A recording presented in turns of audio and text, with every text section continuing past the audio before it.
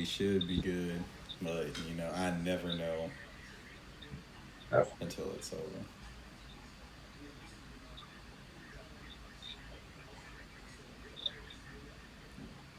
Okay,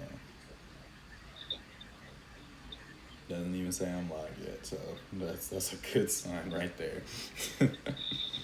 But he said it's not on live yet. It didn't say that I was live yet, Oh, gotcha. so you know, it is what it is. Says I'm still playing Persona 5 too. That's crazy. That's a good sign right there. But he said it's not on live yet. Oh, well, I can hear both of us, so there we go. All right. All right, about to get it on. What's up, everybody? Will Knight here, back with something completely new. You guys might know this man because it's been a while since he's been on here. The man, the myth, the legend, Theo Phillips, Man, aka Evan it's good to be Carrington, back in the been out Buzzfeed here universe. doing his thing. My man, I can't believe this. Say hi to the people for him. Hello, beautiful people. It is amazing to see you Yes. all. I'm just thankful for my Yeah. boy Will Knight letting me back. Happy to be here. And I'm getting some nostalgia vibes right now, but it's cool. Yeah, man. You were here during the highlights, the plus you, man. Back when we were doing trailer reactions and not getting copyright flagged. Those are the days, man. Hey, Yeah. justice. Yep. That was so perfect, man. That was so Oh perfect. man. Yeah, we had some good times. But one of the things that most of the people don't know is that you and I get into pretty fun debates, is what I'm going to call them. They get heated, but they're mostly pretty fun. Yeah, Yeah. yeah. It's For you, all in. I mean, I do enjoy myself. So, the fact that you brought this to me today, not only did it bring me back to really good times when we were in college together and having pretty heated but fun debates. This was something that was really interesting because I didn't really know where it was going to go. I'm gotta be 100% honest with you. When you pitched this to me, I was not ready.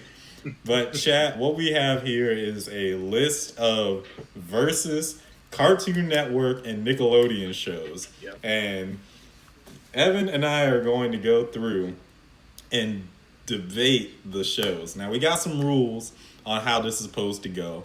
That way we can make it, a little more civilized. We have a timer that's gonna go up that's set and ready.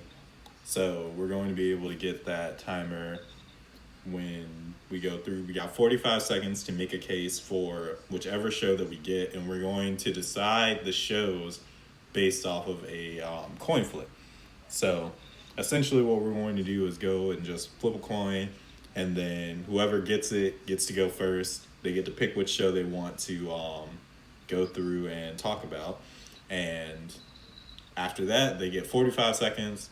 We'll both take 45, and then we'll get like a 25-second rebuttal just to kind of mess along with whatever the other person said. But after that, it'll be pretty much a done deal. Yes, sir. And I got like all sorts of windows and everything set up. So this is going to be fun times, man. This is going to be good. So without further ado, we're going to get right into it. But before we do, hey, let's cue the intro.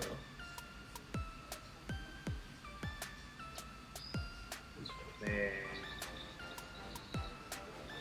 for old time's sake, I get the intro in there, bro. Yes. Yeah. You already know. You already know it. All right, so let me bring up the list of names real quick.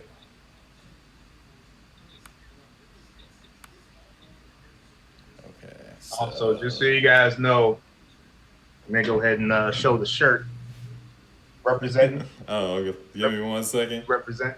Yeah, let me make sure that I get this one in because that's that's a money shot right there. Go ahead and show off for him. Just so you guys know, I don't wear like undershirts because I'm a bum, but got a costume going today. Just so you guys know what I'm repping. There we The go. homemade Halloween costume back in college. So Yeah. Gotta give him a little preview.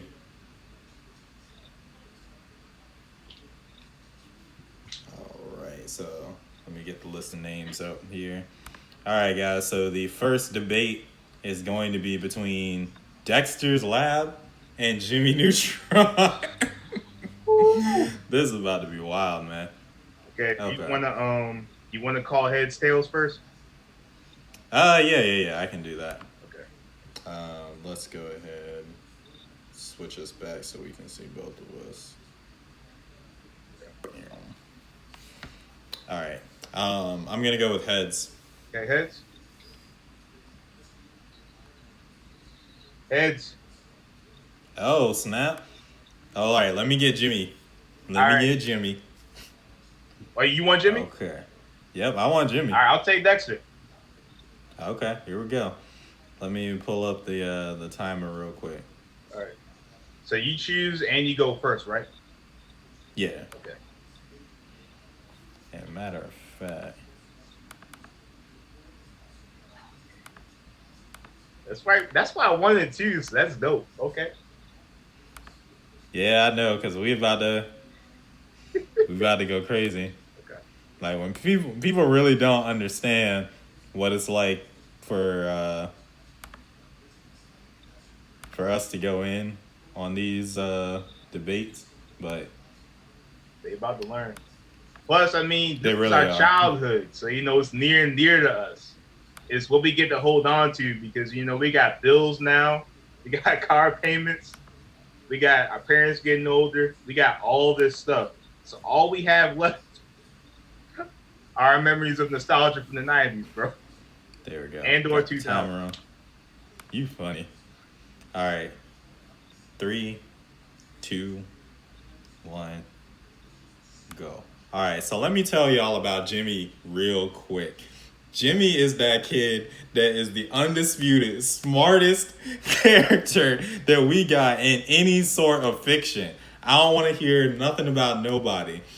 But the thing about Jimmy Neutron that really made it a interesting type of show was that Jimmy was really wholesome and he was realistic. Not in the sense that like he could create anything out of nothing like Dexter did, but he had a more wholesome and really specific way of creating things that not only made kids want to be like him in the sense of being smart and being cool, but he also could relate to children in a way that, Dexter never could.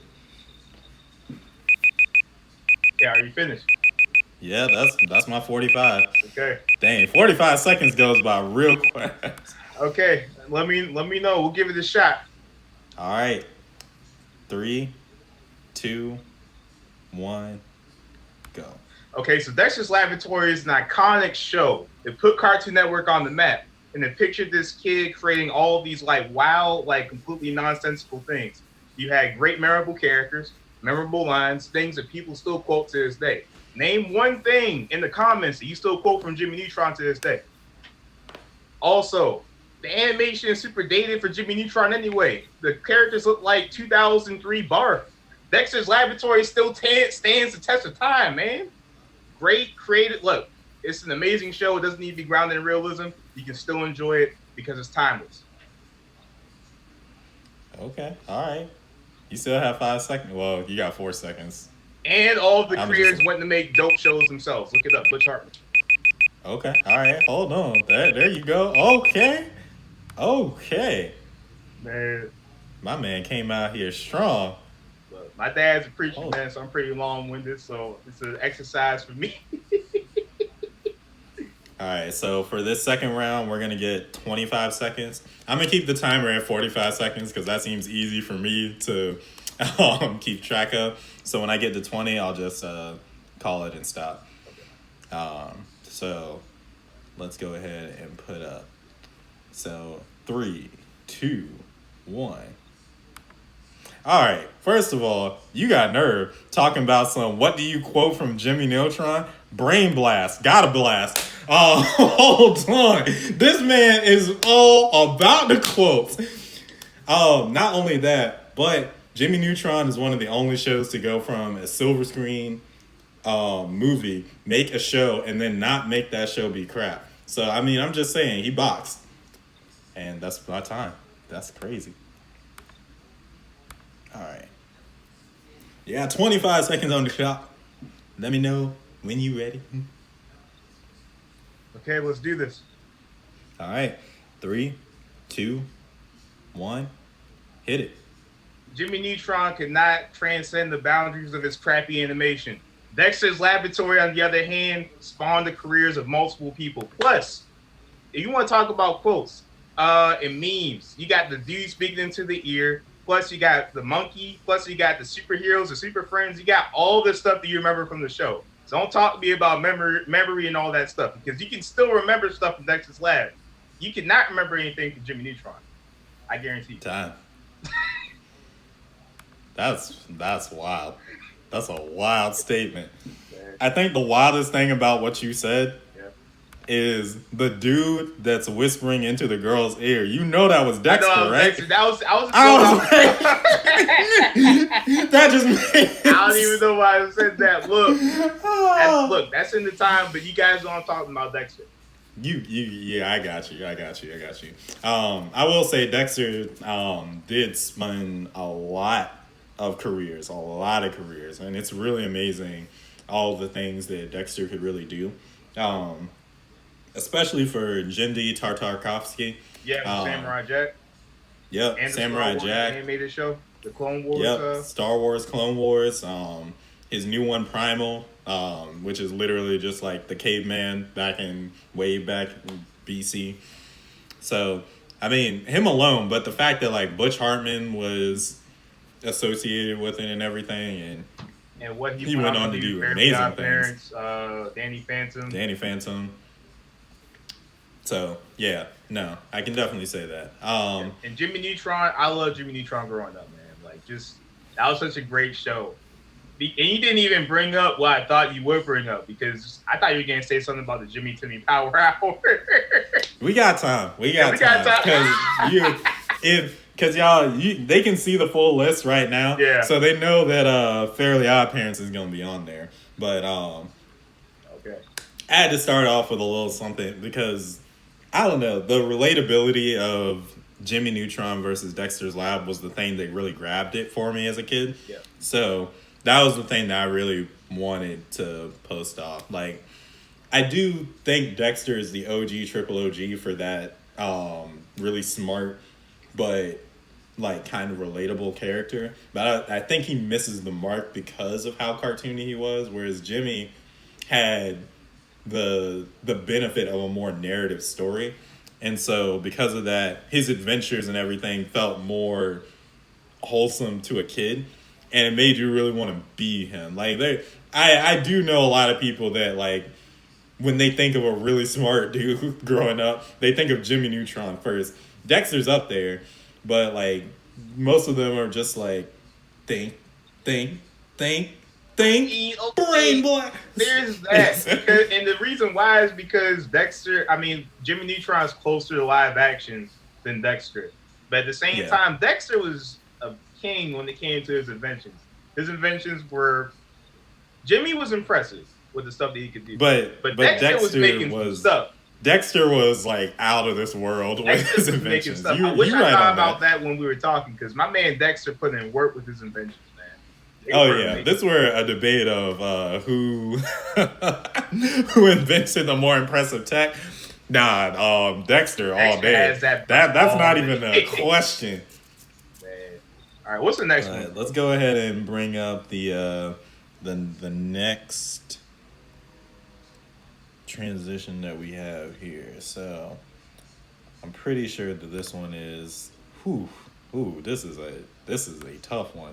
Teen Titan versus Avatar: The Last Airbender. Not Korra. This is just Avatar, The Last Airbender specifically. So this is going to be an interesting one. I guess if you would like, you can go ahead and get the coin flip ready, and it's your choice this time around. So, yeah, go ahead and do your thing. I'm going to go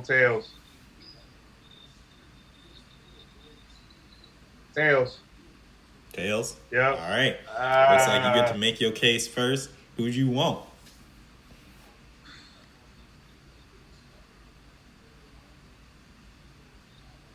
Woo. I'll take Avatar. You want to take I'll Avatar? take Okay, Avatar. that's fine. Okay, All I'll right, take Avatar. cool.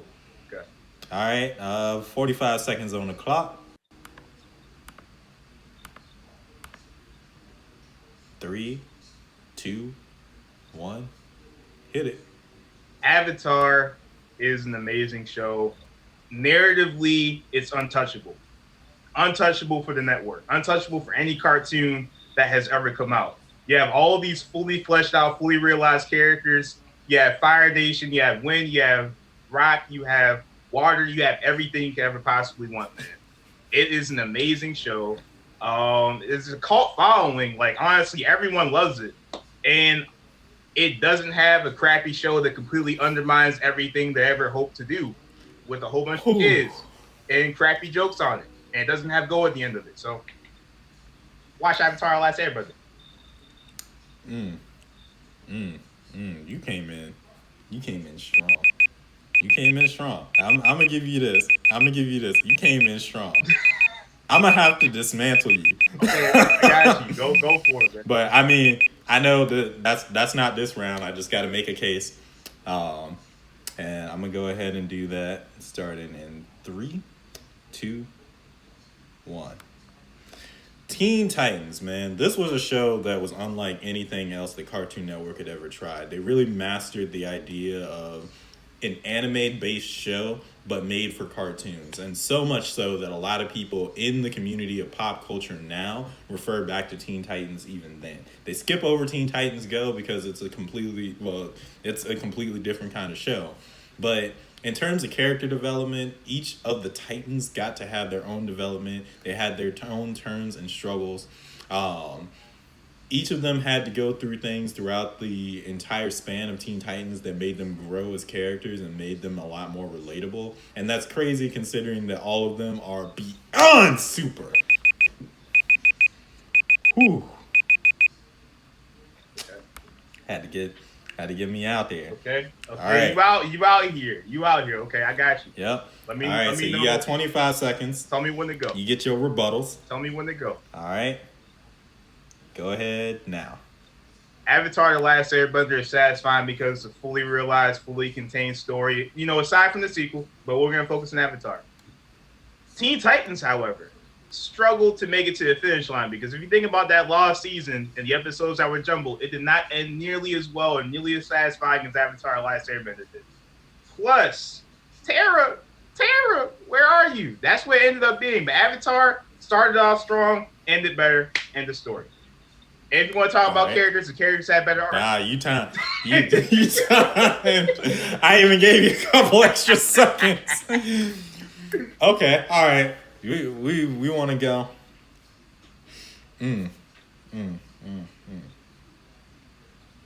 All right, here we go. I'm about to hit this right quick. All right, so with Avatar: The Last Airbender, we had a war-based scenario going on the entire show. But Teen Titans managed to come in and have multiple scenarios go through. An allegory for rape, an allegory for pretty much child manipulation, and an allegory for searching within yourself in order to overcome adversity. Teen Titans has it all, man. There's nothing more to say than that.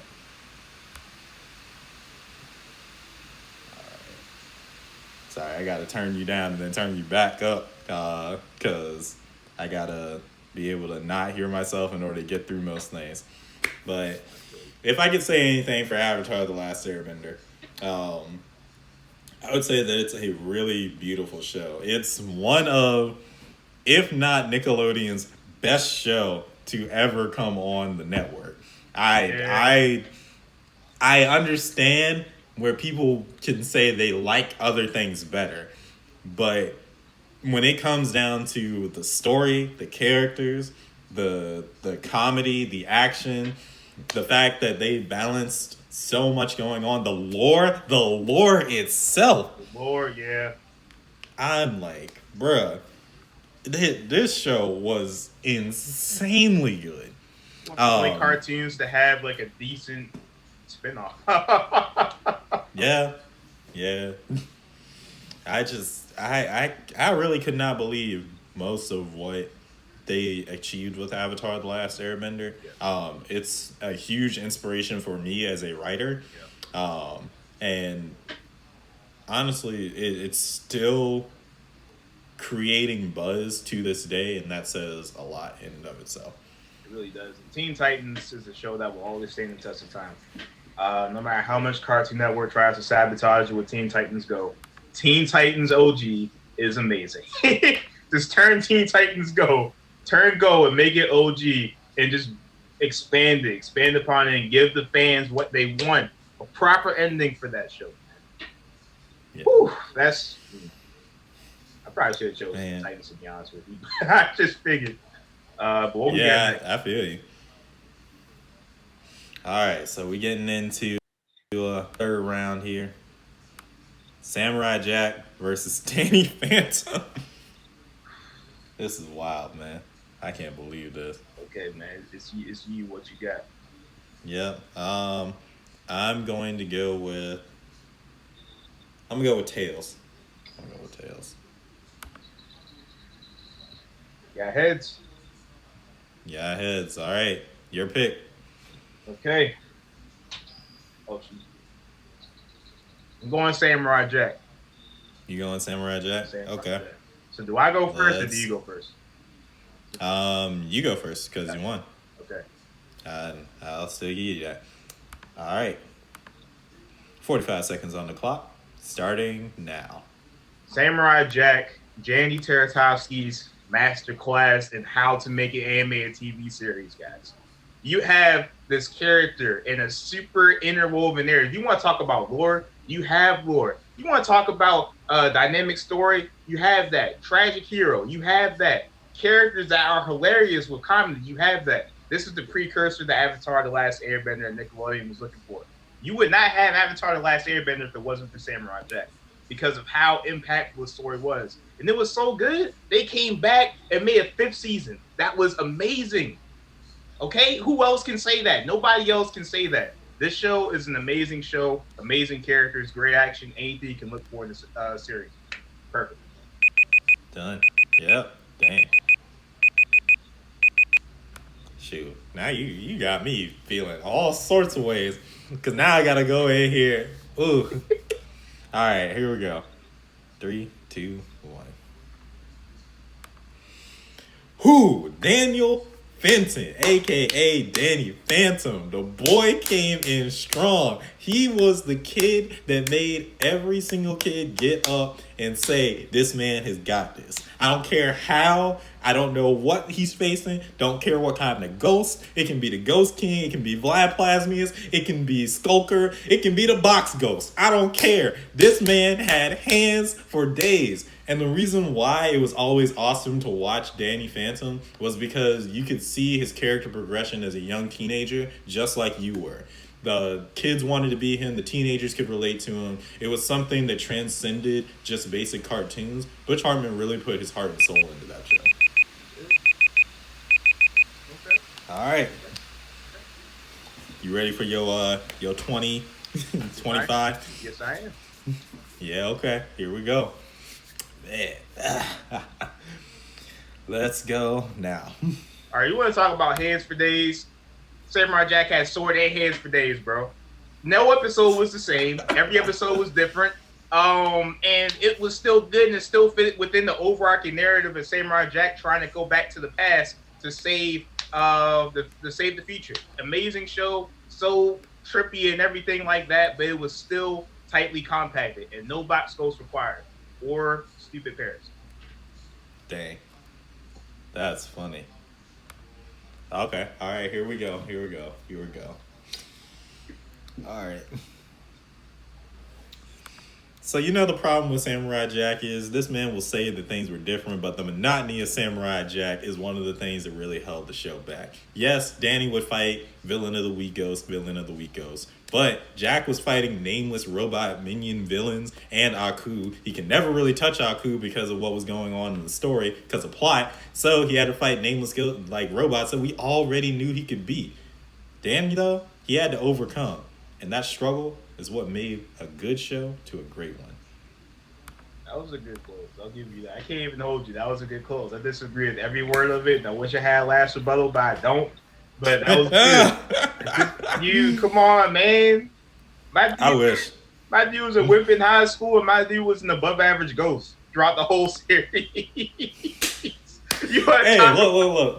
You want to talk? Come on, man. Come on. He bro. was. My dude got the white with him with Vlad Plasmius throughout the whole first 2 seasons, man. He wasn't even good in the 3rd season, bro. Come on, man. Okay. My dude, this is the thing. Thermos.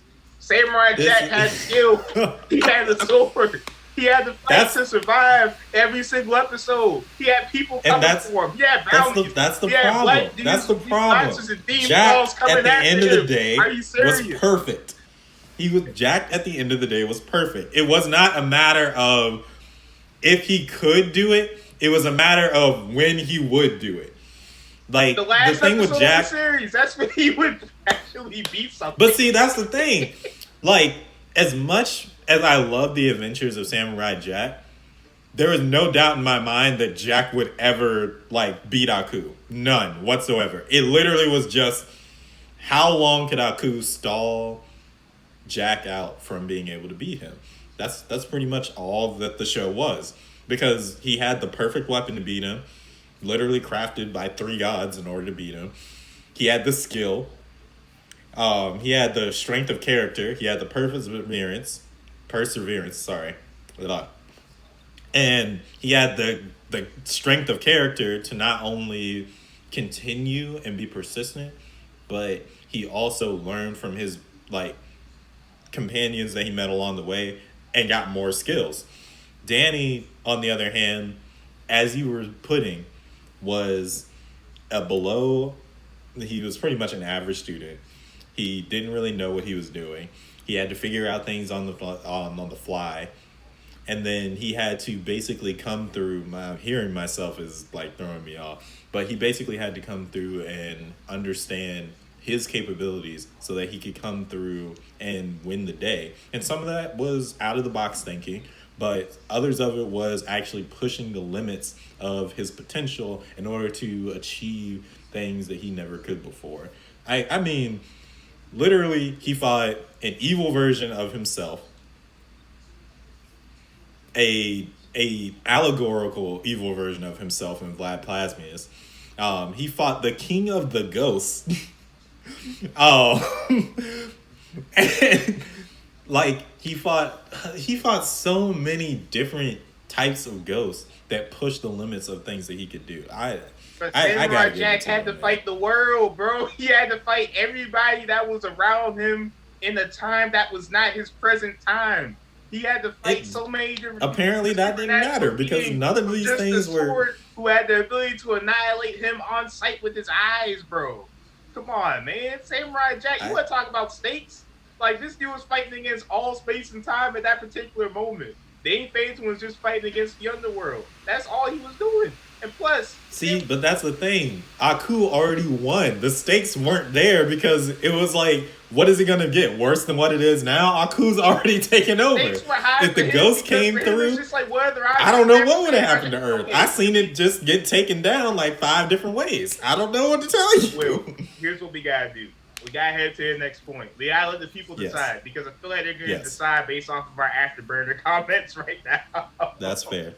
I mean, we're giving you quality content, but either way, we got to go to the next one. You're right. All right, so the next one on the list was, in fact...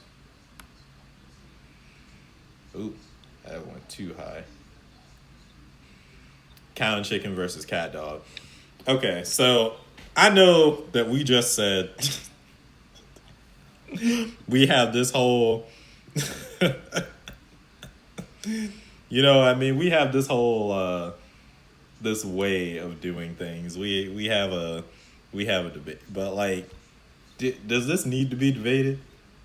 I mean, that doesn't really, because I mean, Because we all know the cat dog was better than cow and that's chicken. yeah. I can't I, even hold you on I, that. Let's skip that one. I'm down to skip that one because I ain't arguing for oh, cow and chicken, and I don't want to see you look, try to reach for cow and chicken. I can't. Yeah. I can't. That's the thing. I don't know what I would Whew. pull to try and say that cow and chicken is on par with cat dog. It existed. Like, That's pretty much it. alone in the world is a little cat dog. That's all I can say right there. That's true. It's in a world of its own in that argument. Man, let's skip that one, bro. Cow and chicken ain't making it. Yeah, cow and chicken ain't that to me, bro. I'm sorry. So all Nah, the viewers you who good. disappointed who love cow and chicken, we're sorry, but nah. Cat dog has that all day. Bro, if there's any of y'all out there that loves cow and chicken, let me know in the comment section so I can ask you why. The Insane Asylum will happily welcome you, so please feel free to check in whenever you want to. Alright, so the next one up is Ed, Edd n Eddy versus Rugrats. Oh, That's a pretty good one. It's one of those things where I don't think it would be as good as people would think, but for us, I think we can make a really interesting one for it. So all right. So let's go ahead and get the coin flip. All right, it's on me, right? Since you went the last. Yeah. Round. All right, I'm gonna go tails. It's heads. It's heads. Yep. Okay, so let me see here.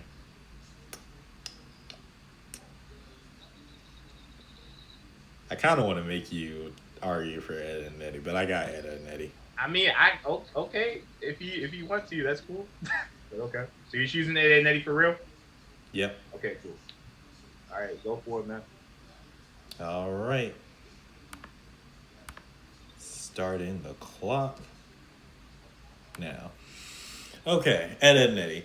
One of Canada's best things that it gave us. But in all seriousness, Ed, Edd n Eddy is a show about three inventive young men that have a very interesting way of looking at life where they have to con people because they are the neighborhood nerds, pretty much. They're the ones that are ostracized by all the other kids who think themselves the cool kids. So in order to get a one-up on them, they have to come through and try to essentially wake them for money and then try and find a way to get the thing that everybody in the cul-de-sac finds respectable. It's about their journey on being accepted by everyone around them, and the ingenuity that goes into that show is pretty amazing. That's it. All right. That's my ultimate statement. All right. All right, you ready? I'm ready. 3, 2, 1. So Rugrats is a groundbreaking show that ran for about 12 seasons, from 1990 to 2003. Spawned several very successful movies. I believe you heard of the Rugrats movie, Rugrats in Paris, plus the amazing Rugrats movie soundtrack with "Take Me There" from Mace and Maya and the Black Street. Amazing song. Listen to it. But this is an amazing show, intricate storytelling. Who wants to know about what babies think? I do, because that show made me watch every single week back when I was a kid. It made you do the same. Plus Reptar. Who doesn't love Reptar?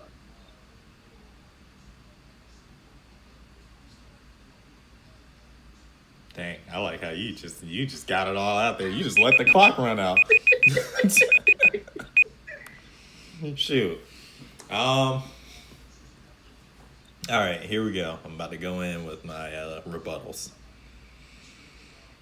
Who cares what babies think? Well, unfortunately, I do not. Like, Rugrats was a really interesting show, but I don't think that its ingenuity outweighs that of Ed, Edd n Eddy. Not necessarily in to say that it was a bad way of operating. It's just, it had a limited field scope, and it made the most of its scope, but Ed, Edd n Eddy blew its scope out of the water. The things that they could do, the way that they just traversed over all of the norms, it was something that was truly spectacular and original. All right, you up. Okay. You ready? Yeah. Go on. Oh wait, start over. Sorry. I thought you were Yeah, I doing got three, you. two, one. Now, 3, 2, 1, hit it. Brother, you reaching like they're reaching for them jawbreakers every single episode because that's all that stinking show was about. You want to talk about scope? There was no scope in that. The best character was Ralph the whole dang series, bro. Try to come for Wow. Rugrats? No, they didn't even care about Ed and Eddie, bro. They aired the last episode like 7 years after 2003.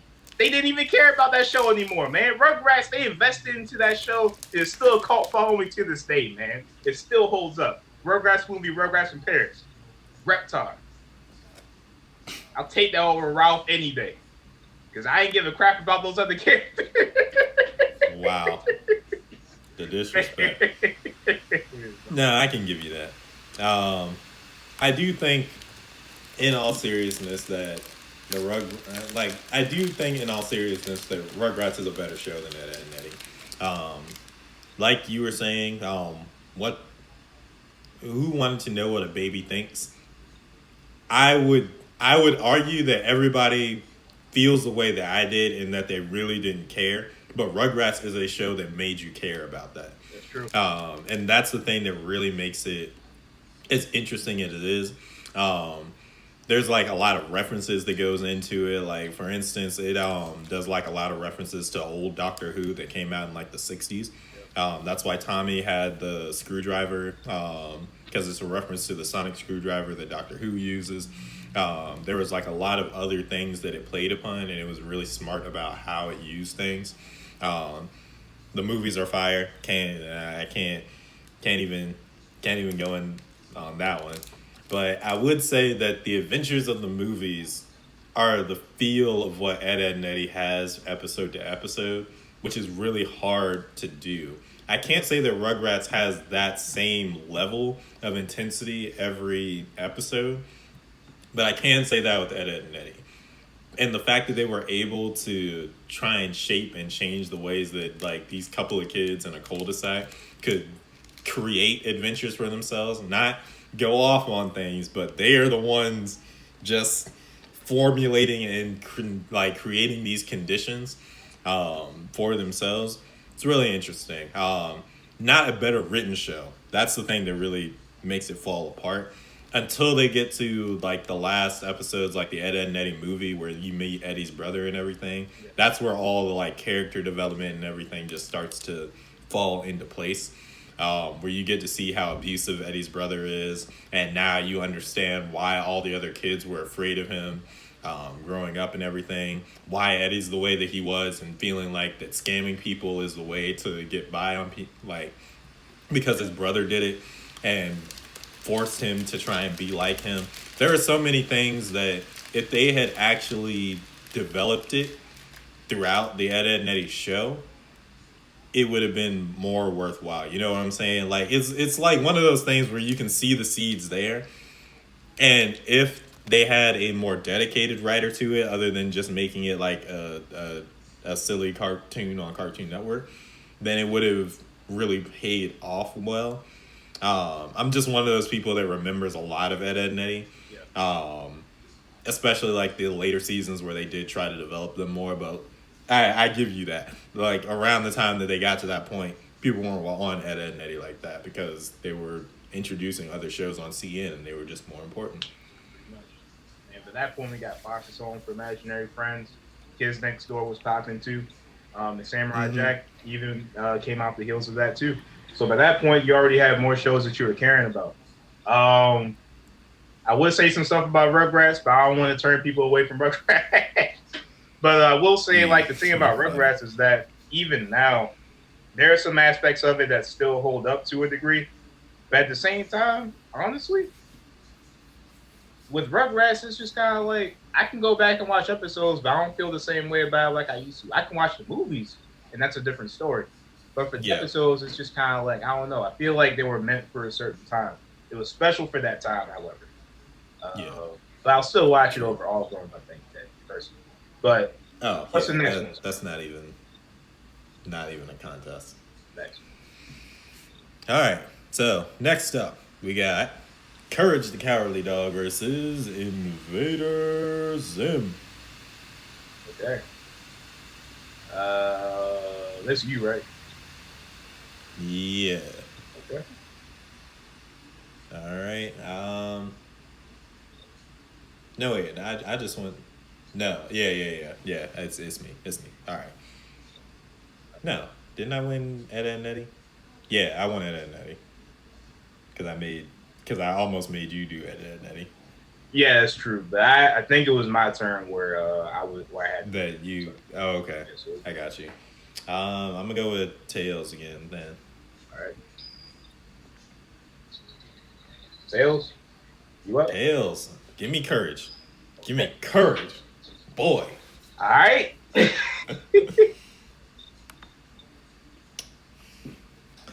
Ooh, I'm about to hit this in 3, 2, 1.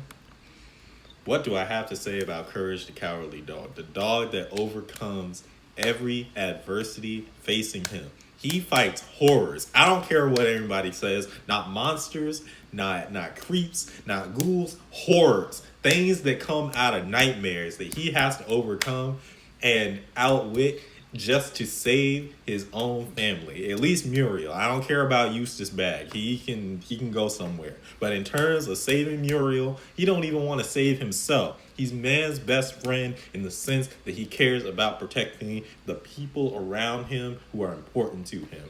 Upstanding citizen, overcoming his fears, and we could all use a little bit of courage. I gotta give you props there, man. I gotta give you props there. Let me know when that's Thank right. you. All right. 3, 2, 1. Let's get it. It's good to be bad. How often do you have a story where you get to follow the perspective of a villain? Not often. And that's what Invader Zim gives you. Sympathetic, going to school, have a pet, interact with humans. You get all of that from the perspective of Invader Zim. Great show, impactful for its time, gone too soon. That was Invader Zim. You have I honestly lost my train of thought, but even still, Invader Zim is dope. Feel free to watch it. And plus, there's no annoying dog that's purple or pink or whatever color they're trying to go with that you have to worry about either. So, Invader Zim.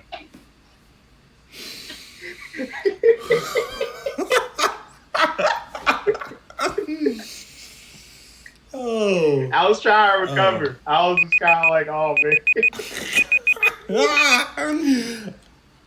Okay. All right. 25 seconds. All right. This man wants to talk about relatability. Has any of you ever been scared before in your life? Did you ever need to overcome those fears? Did you ever want a little bit of courage? I'm just saying, man, this guy had to go through so much. Things that scare you people today as full-grown adults. Return the slab. The barber. Oh, boy. That lake monster lady. He had to overcome them all, and he did it because he loved people.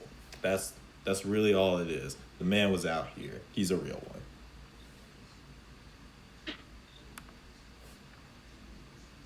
All right. You ready for your rebuttals? Mm-hmm. All right. Here we go. Hit it. There's nothing scarier in America than the abuse of a dog. They didn't care about that dog not one lick. That granddad was abusing that joint the whole series. You want to talk about a good series of relatability? People love dogs. Why would we want to see a dog go through so much trauma for people that don't even care about him? That was the whole premise of the show. They had no respect for courage. No respect whatsoever. Call that dog Rodney Dangerfield because that dog got no respect. Why would I want to watch a show about that? Watch Invader Zim because they have a dog and they treat that dog robot hybrid thing well. Dang. If you want respect for dogs, watch Invader Zim. All right, hold on, because you about to make me change the rules real quick, because I'm about to just give us 45 whole seconds for to run this. All right, so all I can say for courage to see that's the thing. I can't even go out and say good things about Invader Zim when I'm comparing it to Courage the Cowardly Dog, man. Gotta be honest with you. Yeah. Yeah, I mean, honestly, I forgot about Invader Zim to a degree. Like, I remember some aspects of it, but I just remember seeing so much about Courage the Cowardly Dog where they just put that dog through the ringer.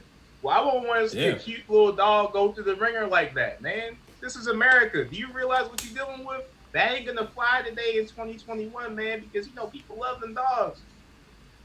I And mean, think about Muriel how sweet liked that him. little dog was in the Bears, man. He had the little dog costume with the tongue out and everything like that, the little backpack. I mean, he was a robot, so like, I mean, it was a little dog I costume. don't. That was my thing throughout the whole thing. I was like, does this guy forget the Gur isn't like an actual dog? I mean, no, I know he's not an actual dog, but he still had the little costume on, and they treated that little joker right, man.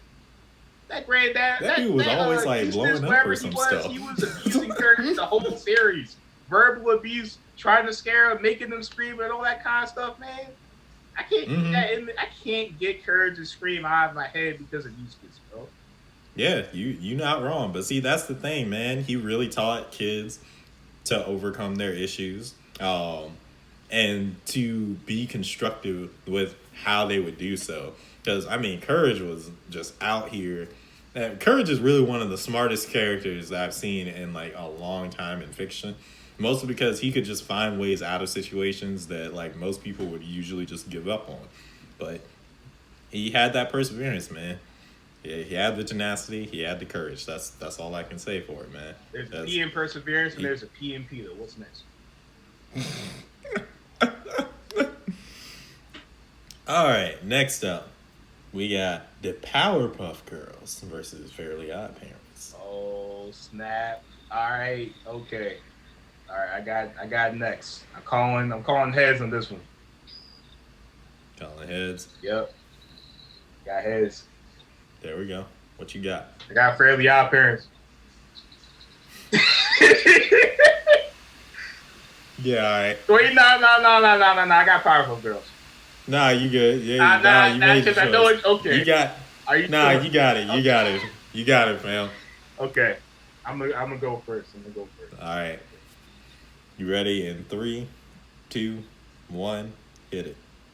Butch Hartman's breakout from Dexter's Laboratory. Fairly Odd Parents. You got Timmy. You got Wanda. You got Cosmo. What else do you want? As a kid, you want escapism.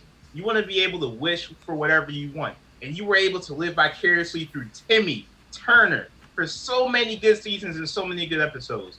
And it's also relatable because you got bullies, you got bad babysitters. Some of you guys may even have parents who don't care, or teachers that want to fail you all the time. And that's okay because you learn valuable life lessons also through Timmy, through the good nature of his wishes and the bad nature of his wishes. Plus, Channel Chasers, man, amazing show. Bro, so many good characters, so many quotable moments, so little time, and I wish I had more, but I do want a rebuttal, and I got you covered. But you know you love Fairly Odd Parents. Come on. All right. All right. Here we go. Here we go. I gotta hop in on it. Whew. Powerpuff Girls. How many shows from the 90s have gotten ridiculous spin-offs that really aren't true to character? Powerpuff Girls has at least three that I can think of, and each of them are true to the character. An anime adaptation, a new school Cartoon Network version, another new school Cartoon Network version, the OG one from the 90s, early 2000s. Bro, Powerpuff Girls is a show that is timeless because the characters of Blossom, Bubbles, and Buttercup all come in to demonstrate different aspects and personalities that really grow to shape the hearts of many young people that get to watch and see them grow and develop, not just as heroes, but as everyday people. You up, sir? Okay. All right. Yep. All right. All right. I'm dang near pressed just to let the 45 seconds run through because we've been running over the 25. All right. But you got 45 seconds on the clock. Okay. All right. You ready? Yep. All right. 3, 2, 1. Hit that. You want to talk about dimensional character? Okay. First off, all the characters of the Powerpuff Girls, we don't want to admit they're all one-dimensional because they all are based off of the same tropes. When they talk about sugar, spice, and everything nice, you got impolite, too polite, and brash all together. That's really all they are, and that's all that they run off of. Fairly Odd Parents, Timmy, you see multiple different dimensions of them. And plus, speaking of dimensions of them, you get more dimensions in what? the Jimmy Timmy Power Hour, which I know you watch, which is groundbreaking for cartoons, for any cartoon. No one else was able to touch that. Live action shows try to touch that with Disney Channel, but they weren't able to because you love the Jimmy Timmy Power Hour. And you want to talk about spin-offs? It's still going. It doesn't need any spin-offs.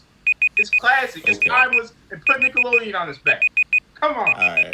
All right. Here we go. So I got 45 seconds, right? I gave you a whole 45. Yeah, you did. Just know. I ain't mean to do it to you like this. Okay, just go. All right, you want to talk about Fairly Odd Parents. You wanted to mention a lot of movies. You brought in the Jimmy Timmy Power Hour. You were right. There's a lot of good things that came in. And then poof, it was all gone. You're right. It is going on, but ain't nobody asked it to survive this long. They asked for Powerpuff Girls to come back because Blossom, Bubbles, and Buttercup are 3 characters that are timeless, ageless, and can work for any demographic in any time field. There are dudes that crossplay the Powerpuff Girls because they believe in being a leader, in being strong, and in being kind. Those are the things that you get from the Powerpuff Girls, man. Understand it. Respect it. Put some respect on the girls.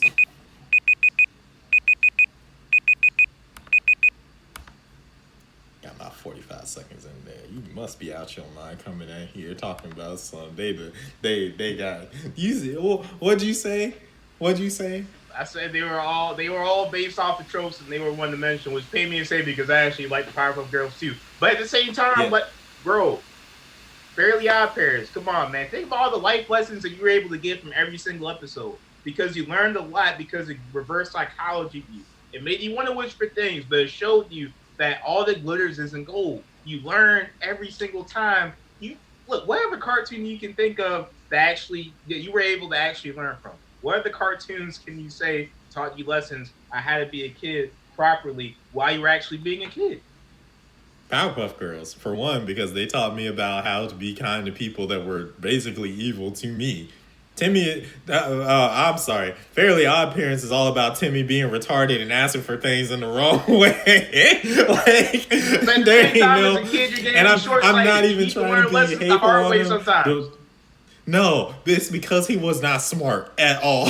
I mean, that you want to talk about Danny Phantom being an average character. This boy was below average. F was his just standing grade. Okay, F wasn't the grade for Jimmy Timmy Power Hour though. F wasn't the grade for Channel Chasers. F wasn't the grade for any of the movies that they had, bro. All of their Powerpuff Girls has a whole live action movie, bro. Like I get it, I do. They came out in boxed on the small screen. Powerpuff Girls made it to the silver screen. They had a box office movie. Don't come at me like this again. We remember Jimmy Timmy Power Hour, man. I remember looking at Powerpuff Girls movie, bro. An origin story box office film, y'all. What's next? Oh man, hold on. You right. Let's go ahead and get into this one. Space Ghost versus Rocko's Modern Life. So I know that you didn't really watch Space Ghost, right? I'm pretty sure you were in the majority of children that don't know what Space Ghost was. So if you take Rocko's Modern Life, I'll take Space Ghost. Oh, so do you want to go through that one for real? We could probably skip over it. I would say Rocko's Modern Life is better than Space Ghost. Like, I would also say Rocko's Modern Life. And I like Space Ghost a lot. Don't get me wrong.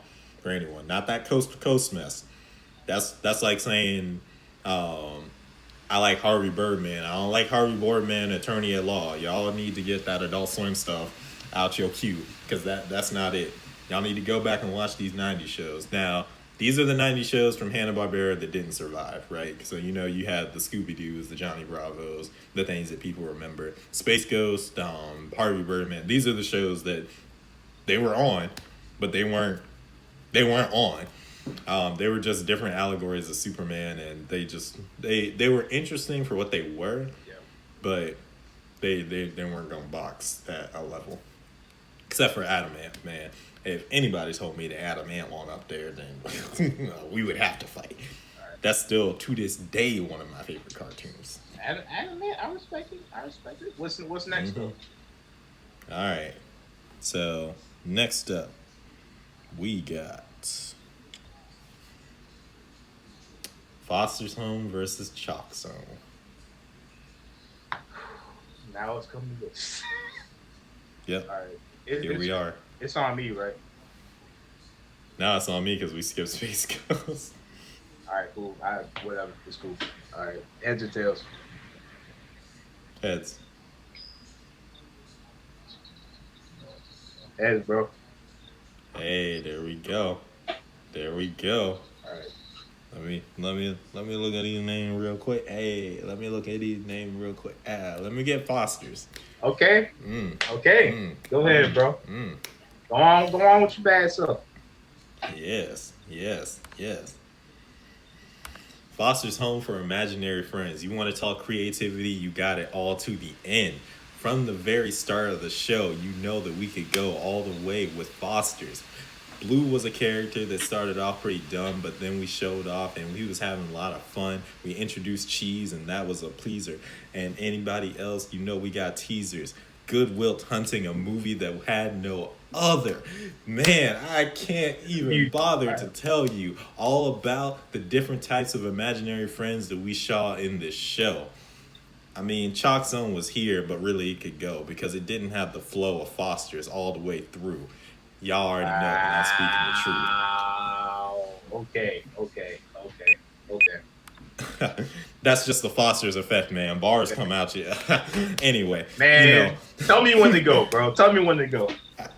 All right, here we go. Hit it in 3, 2, 1. Imitation is the most sincerest form of flattery, right? That's how it is. But hey, you wanted a show that's original? You got Chalk Zone, bro. Interesting concept. You got this dude. Do you want to imagine the type of eraser shavings that happen that you can step into when you step inside of a chalkboard? You got that with Chalk Zone. Foster's Home for Imaginary Friends took the concept that Chalk Zone had and just made it whatever, Cartoon Network or whatever. Chalk Zone was original. You had Rudy to Booty. You had Snap going on adventures in a chalkboard. You had Foster's Home for Imaginary Friends. Half the dang episodes didn't even leave the house. What kind of fun is it when you don't even leave a house? Mama wants you to go outside until the streetlights come on. They couldn't do that with Foster's Home for Imaginary Friends. Chalk Zone, the only limit was your imagination. Time. No, he did not. Hold on a second. Let me compose myself for this rebuttal.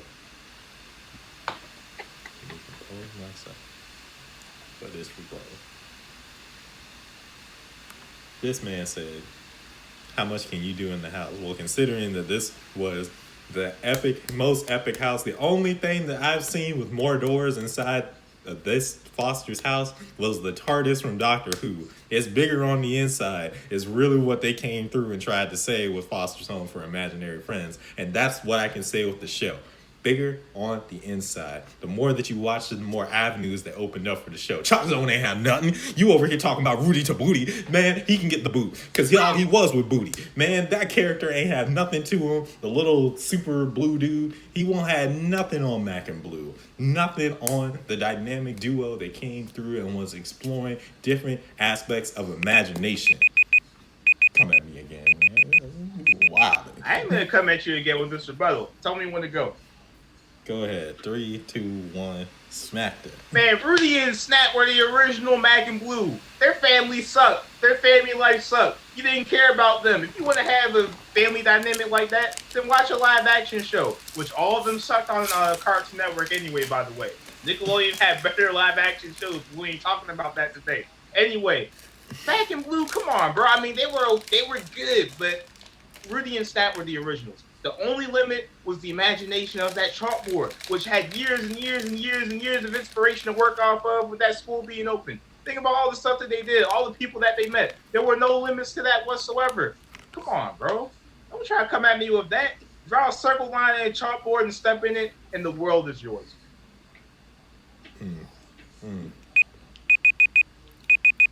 He funny. He said there's no limit other than imagination. But Rudy ran out of chalk a lot. I'm just saying. Mac ain't have no back then. Man, I'm just saying. He ain't have no magic all using chalk that he could use. I Mac was couldn't out even go here to the house actually until 3 p.m. because he had school. He was a real child, Evan. He couldn't just Rudy was in walk class. He through was in school. What you talking about real child for, man? He had to go to school. He could only interact with those characters when he was in school, or unless he had a chalkboard that he just so happened to have in his house. Come on, bro. Wild. No cap though. I do love Wild. Foster's Home for The Imaginary. disrespect. I really do. It was hard to argue against it. It really was because I love that show so much, but I had to just for the sake of doing it. So there you go. I feel you. I mean, we're letting the comments decide. We And are. it's just, it is what it is. But we got to get on to this next one. All right, which is Adventure Time versus Hey Arnold. So for this one, do you want to do a coin flip? Because I feel like it'll be messed up that you have a Gerald cosplay on. Yeah, this is when I bring light to the shirt. 33. Yep. Oh. Man. It'll be messed up if you don't get it. But if you want to brave it with a coin flip, we can do that. All right, you just want to choose Adventure Time, and I'll just choose Hey Arnold. Yeah, that's fine. All right, cool. I'll go first, I guess. Yes, you will. Yeah. You ready? All right. Let's go ahead and hit it in 3, 2, 1. Hey Arnold is a classic show that stands the test of time. It is amazing. You have a football head character who solves everyone's problems that everyone loves, but still deals with the biggest villain of all. Fourth grade. All the trappings of that, all the memorable characters that get arcs and that have their own episodes. You can't, come on, there's no better writing than except maybe Avatar for Hey Arnold. It's amazing. Stool Kid had an episode. Stoop Kid had an episode. Pigeon Man had an episode. Every character had proper character development. Every character was fully realized. It was 3-dimensional. That started one way and ended another. Ain't no beating Hey Arnold, man.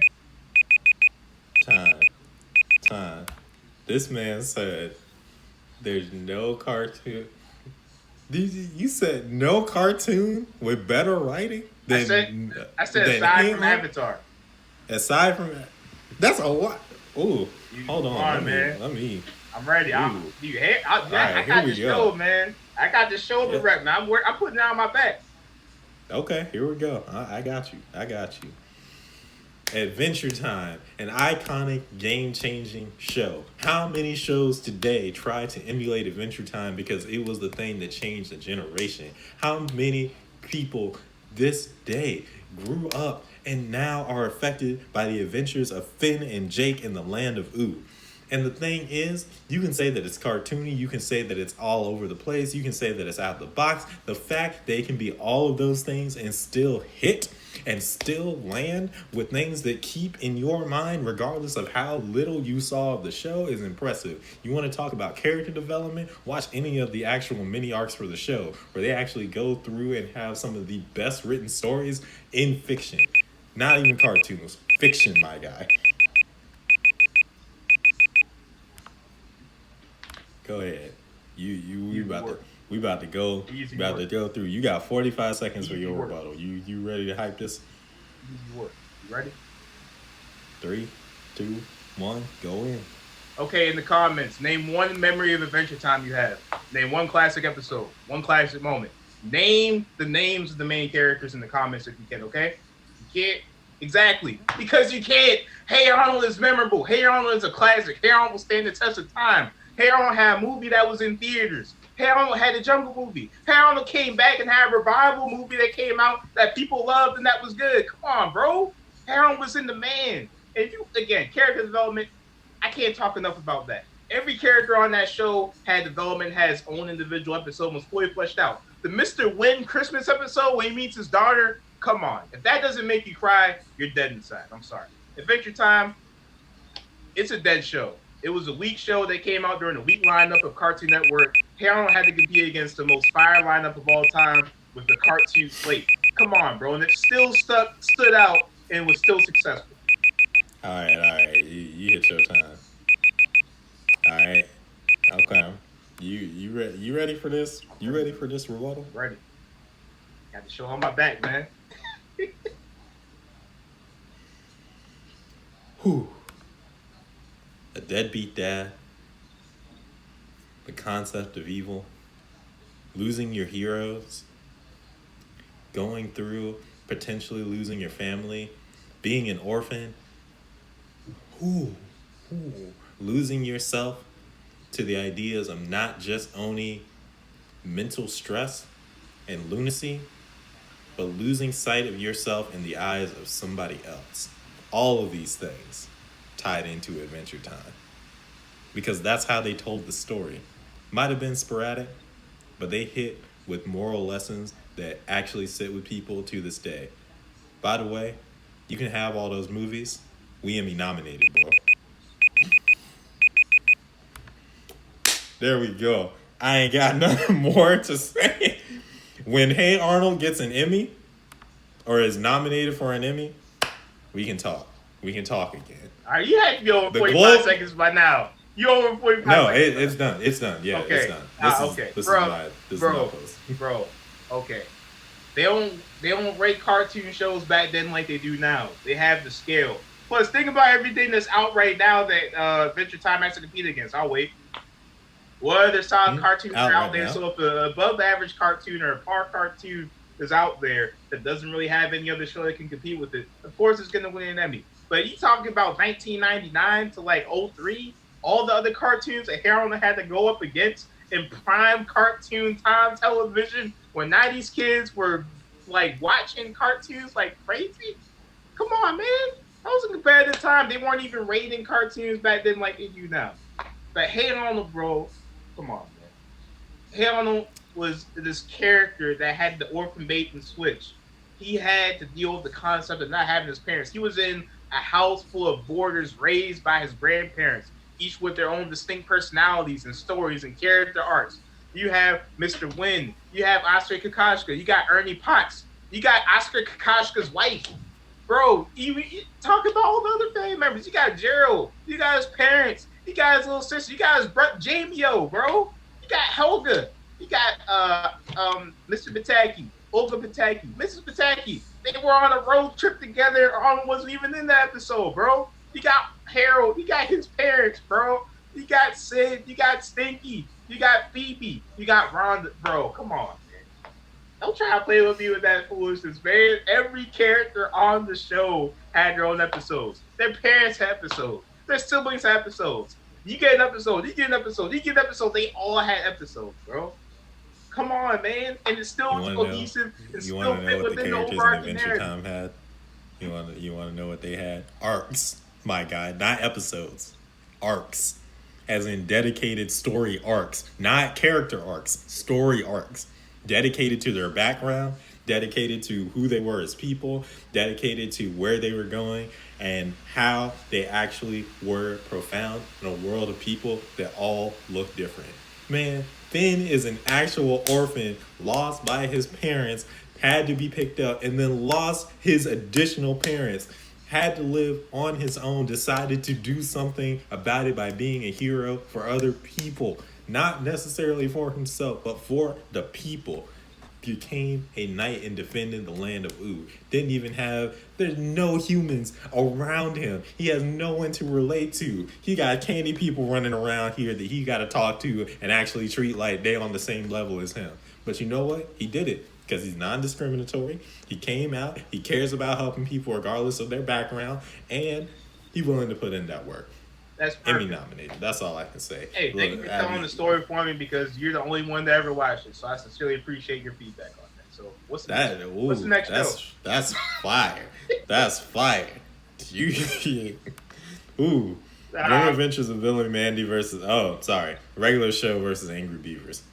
Oh, Do we need to do that one? I mean, I'm game for either one.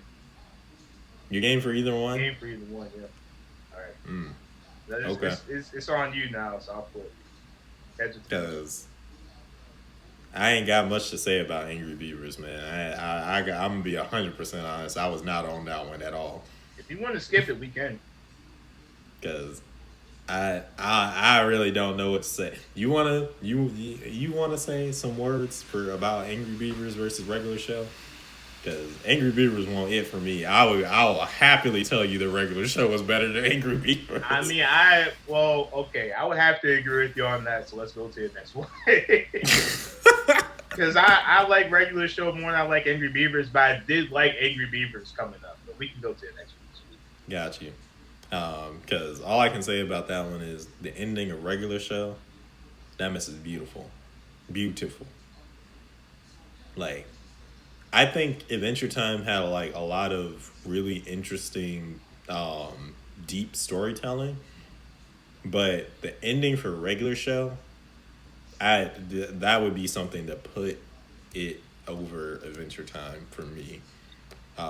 And I don't even necessarily say that means that it's better. It's just for me that ending is beautiful. Good show, jolly good show.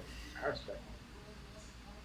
So, Grim, this is another non argument one. What is it? Grim Adventures of Billy and Mandy versus All Grown Up. Do you want to argue for All Grown Up? Because I don't. Sure. Just for the fun of it, so we don't have to skip two in a row. Sure. Yeah, fair enough. Fair enough. All right. Do you want to go first? Because I'll let you go first since I went first last time. fair enough. Fair enough. Shoot. Grim Adventures of Billy and Mandy, a show that transcended the idea of being back on cartoon. I bet y'all don't even remember that, and if you do, you old. Congratulations. But it started as a short, was so strong that it came out as a concept as its own feature length. Well, not feature length, but its own show on Cartoon Network. Developed into a show that introduced some of the most grotesque imagery that I can remember growing up. But to be honest, the creativity that they came in with for Grim Adventures of Billy and Mandy, it's up there. It's one of those raunchy shows that goes a little bit too far sometimes, but it's one of those things that will always stick with people because it had an original concept. Here we go. All right, you ready for your All Grown Up? Yes, I am. All right, hit it in 3, 2, 1. First, we told you what babies think. Now, we tell you what those babies think when they're older. All grown up. A very interesting spin-off show. You know, it still has some good moments to it because it brought you some memorable times because, hey, you had the characters that you love just 10 years older. Exactly 10 years older. Where they were previously 10 years older. Come on, you had great arcs. You had them in high school. You had them in middle school. You had them dealing with actual preteen issues. And it was a show that was smart. And do you want to know why? Because they aged the characters with the audience. So as the audience got older, the show gave you the characters with going through similar things that you're going through. What other show can actually give you that? What other network can actually give you Time. All right, I'm ready for mine. Let's go ahead and get into this because this man out here is over here speaking all this kind of hogwash. Ain't nobody asked for no sequel to Rugrats 10 years later. You over here talking about them being smart. Ain't nobody came out here and told them to do this. Timer on for you, sir. Because if it's not, just stop talking. Turn on the top. We about to go in. Oh, I'm on the timer. Okay. So you over here. Ain't nobody over here talked about all grown up, getting some teenage, preteen, prepubescent, all this crazy nonsense with Rugrats. Rugrats was supposed to be about babies. That was where it really hit its stride. All grown up it ain't even grown up, man. They ain't nobody asking for this. Man, I don't even got to speak for Billy and Mandy on this one because All Grown Up is just a stupid concept. All right. Is it my turn or rebut? Yeah, it's your turn. You can hit it in 3, 2, and 1. Okay. I'll give you give me Grim Adventures of Billy and Mandy. I give you Ren and Stimpy and Our Real Monsters and Rocko's Modern Life. A cheap imitation off of 3 classic Nickelodeon shows that were also raunchy and that none of us could watch, and that's okay. But Grim Adventures of Billy and Mandy pales in comparison to any of those other shows. Come on, man. All you have is a Grim Reaper and these other kids that I can barely even remember. That's really all you have and all you get. I was watching Kids Next Door anyway, and so were you, and that's okay. I was also watching Fosters anyway, and so were you, and that's okay. It's a show that hasn't aged well and that nobody cares about. It's looking grim for Grim Adventures of Billy and Mandy. Send it back to the underworld where it belongs.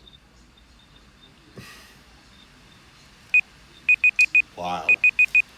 Wow. Well, you heard it here. I'm not even about to. I don't have nothing good to say about Rugrat or All Grown Up. So I'm really about to keep it moving to the next one. All right, what we got next? Steven Universe versus Wild Thornberries. These are a lot of shows that I didn't really watch. Did you watch? I kind of want to get back. So you didn't watch Steven Universe? I have not seen Steven Universe all the way through. I have an issue with Steven Universe. I literally, and I think this is the funniest thing because of a way to explain it. So in the intro of Steven Universe, they say that the Gems, who are the three main girls, and Steven, who's the main character, will always save the day. That's like the tagline, right? So I've always let people show me Steven Universe. Every time they pick a random episode, I always say that it has to be at random because I want to prove this point, right? Every time that they pick it, it's literally the same episode where Steven's dad is the one that like causes them to win. So I was just like, oh, well, this show's a lie. So I never watched it. I've seen a lot of clips. I've seen like a lot of story arcs that they introduced. Mm-hmm. I will say that I think Steven Universe will have worked better as an Adult Swim show. Not necessarily to say that it's like an R-rated thing, but they have a lot of allegories and things that I think they should have the liberty of being able to openly discuss instead of trying to market towards kids. Yeah. It's the same issue that I have with like some of the DC shows that they put on Cartoon Network. Some of them are cool, but like, for instance, Young Justice, it's different from like some of the Batman shows that we had growing up. Yeah. It's a lot darker. It tries to touch on things that are a little more intense. And you can't do that all the time when you're trying to mask it and market it for children. Right. So even if you don't make it, or I guess a more interesting example is Samurai Jack between seasons 1 through 4 and season 5. Yeah. The ability to do a lot more that really pressured Jack because he was fighting people instead of fighting faceless robots instead of what he was doing the first 4 seasons. So that really messed with him and forced him to grow as a person to decide what he wanted to do. It's one of those situations where I'm just like, I don't think that season 5 of Samurai Jack is that adult at all, like to the point where I would say that it deserves to be on Adult Swim. But the fact that it was on Adult Swim gave it the liberty to do things that it never could do before. And I would like to see that for a show like Steven Universe. Would also like to see it for Adventure Time because they masked a lot of that in the humor for children. And bro, literally they had like their incarnation of Satan talking through Finn's hero after he just killed him like a puppet. So like he literally rips his face off and you can see the main villain that we've been seeing throughout the entire show, and Finn had to go through like depression and all these other things that like you had to mask because the show demanded it to be funny. You know what I'm saying? They introduced a character where Finn basically had like a version of himself made in the show, and he ended up having to kill him because the guy was turning evil, and it sent him into like this mental state of like being recluse because he felt like he killed himself and he couldn't express how that felt to somebody else. And I was just like, bro, why y'all keep making these shows for Cartoon Network when you have like interesting concepts that you could really build off of? Steven Universe is like in that same vein for me. I never saw Steven Universe. I was always a Wild Thornberrys guy, so I would have that all day. But we can go to the next one if you want. Yeah. So next up on our list, Ben 10 versus Legend of Korra. Okay. I think I'll put this one. To be fair with this, I'm gonna say this has to be the original incarnation of Ben 10. So for all y'all out there, not Ben 10 Alien Force, not Ultimate Alien, not Omniverse, not whatever the new version is out now. We talking about the original Ben 10 when he's 10 years old, and just going through the first story where he's fighting that octopus alien from outer space. I don't remember his name off the top of my head. It's a really generic, evil sounding name, so I don't want to say it and be wrong. I think it's like real Grax or something like that. It's something close to that. It's something real close to that. Sounds like Green Lantern to me anyway. I call. Yeah, I feel you. I'm gonna call heads for this. Cool. Heads. Heads. All right, what you want? I'm gonna take Legend of Korra. Okay. All right, you can go in 3, 2, 1, go. They say that sequels aren't as good as the original. Legend of Korra works to do everything possible to disprove that theory. It's a worthy entry in the Avatar universe. You talk about added lore. People were depressed after Avatar Last Airbender ended, but we gave you Legend of Korra, a powerful show with a powerful character, a great story, and amazing animation. You can't beat the animation with a stick. You cannot. Continued on the legacy, did amazing things, and expanded upon the story of the overarching Avatar universe. There's no beating Legend of Korra, man. It did a lot, and it's amazing. Okay. Didn't even use all your time. That's crazy. But here we go. All right, you ready? Yep. Benjamin J. Tennyson. Now, see, that's a name that I can remember. I don't remember all the villains' names. I remember Dr. Animo. I remember Ghostface. I remember kind of Real Grax. And I know he's the main villain. But look, the thing is, I was focused on Ben. The 10 aliens that he could master, which turned into the 10 million aliens that he had at his disposal. As we explored the adventures of Ben 10, we got to see a whole universe unfold. A story written by Man of Action that felt so comic booky, brought to life, that honestly, the fact that Ben 10 got multiple movies, live action ones and like our animated ones, is something that speaks for itself. All right. Man, 45 seconds ain't long. It really is. Okay. All right, you ready? Yep. Hit it. Ben 10 was great and all, but there's a show that did it better. It's called Danny Phantom. Plus, they don't lie to you. With Ben 10, it's supposed to be 10, but you just said it yourself, 10 million. What are you talking about?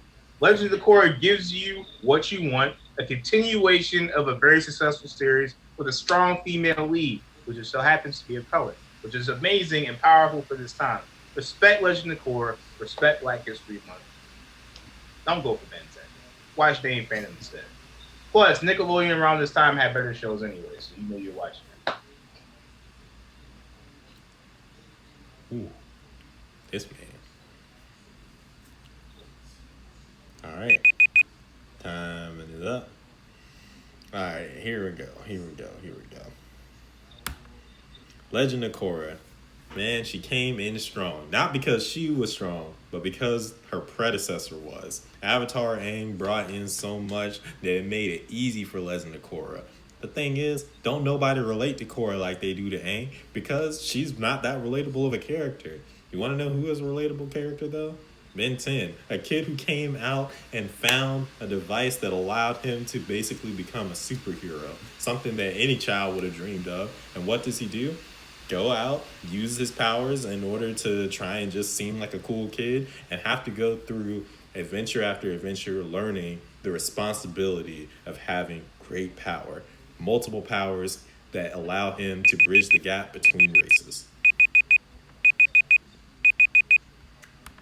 That's all I can get in. Legend That's of all I Korra did can get that. in. There's so much that I could say about Ben 10, but those are the main factors, I guess.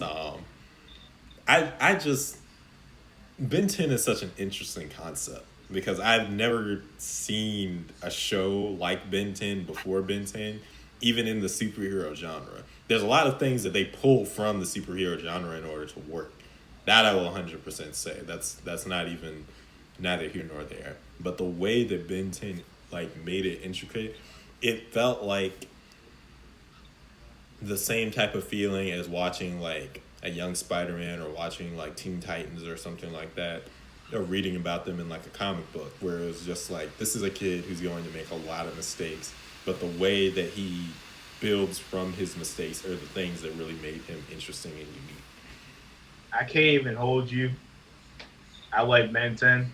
Like I felt bad disrespecting it. Both shows are good in their own rights. Let's say that. Yeah, But yeah, they are. go for Legend of Korra.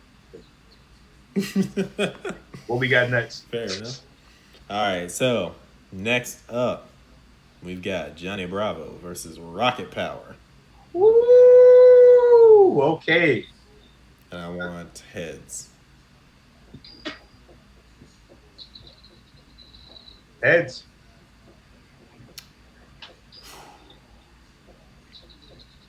Let me get Rocket Power.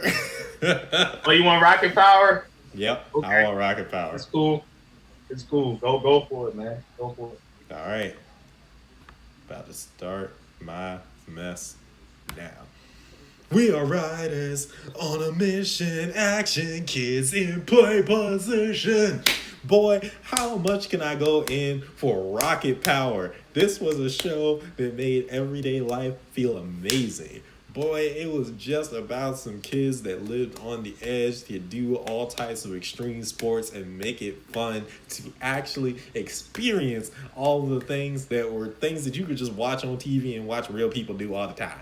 The thing is, though, Rocket Power brought a whole generation the ideas of skating, surfing, all these other aspects of life that they just never really wanted to try before because they probably lived in just the suburbs.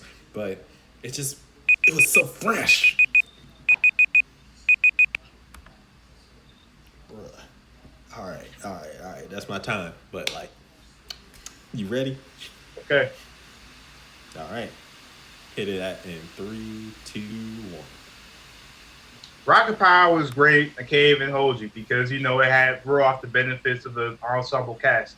Johnny Bravo came in with straight charisma and machismo and made you laugh every single episode because of his antics. Come on, bro. My dude embodied charisma, embodied cool, and embodied how not to approach and talk to women. But he did it in a hilarious way that kept you watching every single week, man. So many quotables, so many things you can go off of, man. This is a hilarious show that you watch and that you enjoy.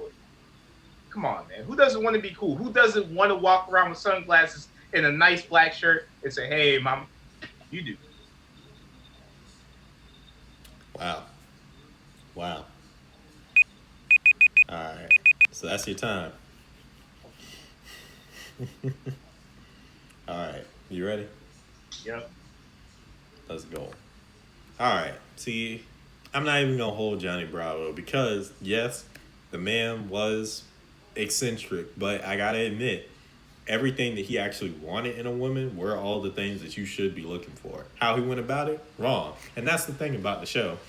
He was always doomed to fail because he focused on the wrong aspects of being a man. Thought that he needed to be buff, thought that he needed to be too suave, thought that he didn't need to allow the women to speak because the woman that spoke to him before when he was weak and scrawny was the one that ended up breaking his heart, breaking his whole perception of reality.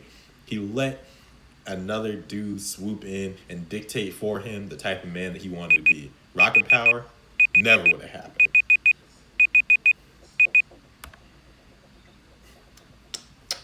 You ready?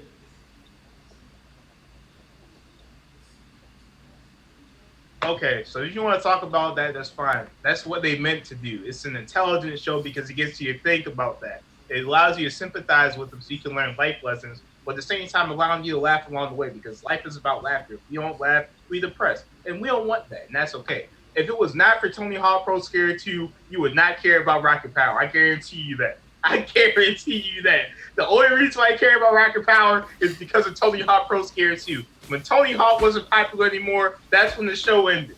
There, 2003, done.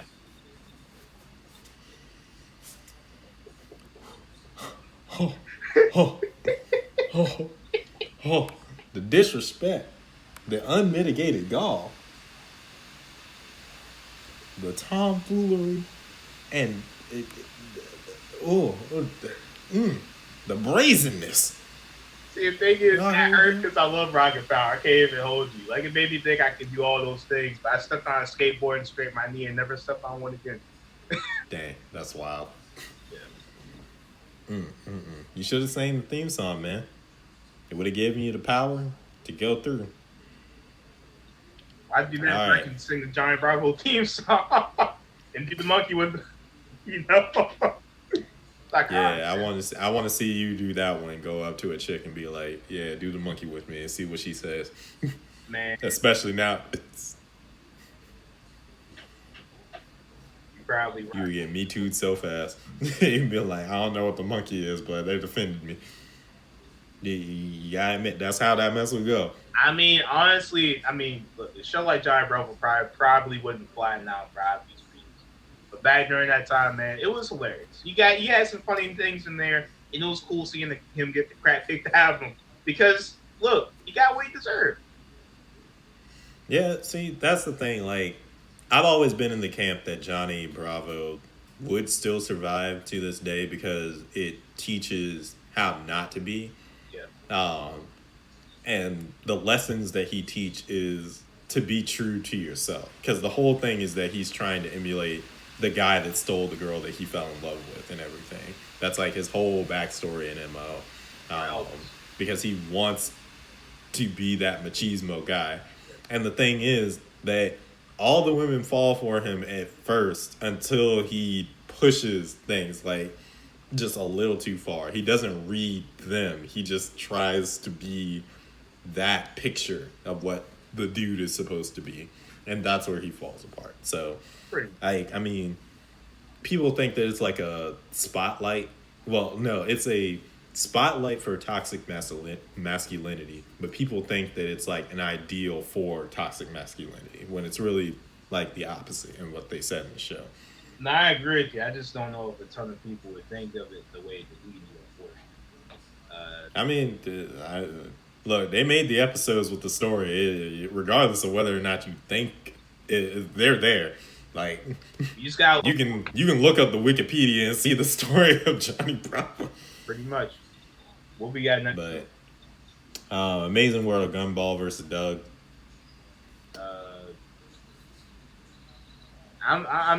We both picking Doug. I know we both picking. Yeah, I was about to say 3. Yeah. Nothing against Gumball, but it's not Doug. It ain't survive a whole network switch like everything against Gumball, man. Like, Doug was dope on 2 networks. What are the show claim that? Gumball was Gumball. No, just no. What's next though? Dang.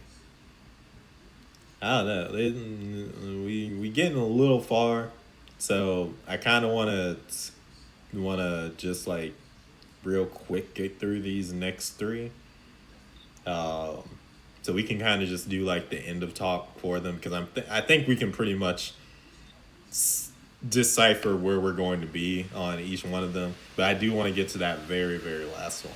So I got to give that one its due credit. Okay. So the next one is Chowder versus As Told by Ginger. I don't particularly care about either one of these shows, man. Both of these shows are garbage as far as I got as a kid. As Told by Ginger was too slow paced to work. It had aspects of it that I guess were good in the sense of like it was a down to earth type of story that made you relate to like a cartoon that felt realistic, Yeah. but it felt too close to real life for me for to be interesting. Like I really like when people push the boundaries of real life, especially in cartoons, because that's the benefit of doing a cartoon. You can really expand upon things a lot. So I feel like As Told by Ginger never really had like that eccentric type of feel to it. It was out down to earth, like real wholesome show. It could have been a live action show, and it just wasn't. And then Chowder is just all over the. It was one of those shows that really came out during the dark age of Cartoon Network that people say they like, but honestly, Yeah, no. I think y'all liked it because it was on, not because it was good. That's all I can say on Chowder. Honestly, man, I disagree with you about Soul by Ginger because I feel like the fact that it's so grounded and it's a cartoon makes it compelling. Because you would Mm-hmm. expect like so much to be compacted within the cartoon animated setting because it was like Dawson's Creek for Nickelodeon, pretty much, which is awesome because they touched on some real stuff. The first episode, Mm-hmm. she gets arrested, so that's pretty dope, and they touch on teachers dying. They touch on being popular in school. They touch on crushes. They touch on a lot of things that the live action shows touch. But I would arguably say that it did better than some of those live action shows on the same network during its time that it came out. And it was cool to see it because it was a show that kids were able to kind of prepare themselves for when they got older to it. So I would give it that. I know you disagree with me, which is why you look like that, but that's okay. But I feel like It's it's cool fine. that cartoon was able to kind of be that grounded in realism. Because typically you expect the opposite. Yeah. Okay. Okay. Yeah. Fair enough. So what's So, like I mean, I was gonna ask what live action shows were on it because I remember seeing like I guess they were reruns, maybe, or new episodes they might have been. But I remember Zoe 101, Drake and Josh, and a few other shows along that time. I meant like 2000, not 2003, not 2004. In that case, Okay, yeah, because I was about to say it was like better than the Cartoon they. Network shows that were live action. I'll say that. Okay, all I would right, there say we go. it's comparable to a degree, just based off the subject matter of what you got in live action shows. Not better, but it gave you a nice little perspective. Okay. Next up, we had Total Drama Island versus Life as a Teenage Robot. And I can't really, I would say Total Drama for me personally. It's a show that I feel is what I would want As Told by Ginger to be. It has a lot of the eccentric aspects of a cartoon, which makes it a lot more unique. But it also has like a real life depiction on it, being that of like the what are they called? Like the Big Brother type shows. The You uh, just start the timer for this one, man, because I think we you got said start the timer. yeah, start the timer Oh, okay. because I feel like we got some good points for this That's fine. That's fine. Yeah, I'll just take Total Drama then. one. All right. All right. So, Total Drama Island, a show that came out, another one from Canada that I guess we will have to thank them for because there ain't much that I can really thank Canada for in the long term of my life. But in terms of coming out with Total Drama Island, we got a show that depicted characters in wild and zany ways that were indicative of like the found footage. I don't remember what those types of shows are called because I really don't watch them, but I could watch Total Drama Island because it was really compelling in the fact that they felt like real people, but also pushed the boundaries of what you could see in reality with the aspect in front of a cartoon. It's something that was really unique and it still goes on because it has a lot to pull from. All right. You ready for your life as a teenage robot? I'm ready for my life as a teenage robot. Let's go. All right. Hit that. So, My Life as a Teenage Robot is a show that pretty much takes everything that he just says and compacts it into a nice 16-year-old robotic form. But it's also a better show. With My Life as a Teenage Robot, you have a show about a robot dealing with people problems while also saving the world. expecting her. The world is expecting her to do all of this stuff, and she is still a teenager at the same time. You deal with her. I mean, you have so much allegorical stuff packed inside the show, with her dealing with humans, with her dealing with puberty, with her dealing with bullies, with her dealing with all these other things, all these other expectations of getting older. It's cool to see that displayed within the show. It was groundbreaking for its time. Great style, interesting style than what Nickelodeon was used to at the time, but it still was impactful. All right. Okay. All right. Let's wrap this up real quick. The adventures of that teenage robot girl, they had a really harsh dichotomy. And I know a lot of y'all are going to say, "Oh, what? Because she was a robot, she can't have teenage feelings. She can't go through and have like these serious conflictions of character and stuff like that." Nah, I'm not even gonna hold you like that. You want to know why?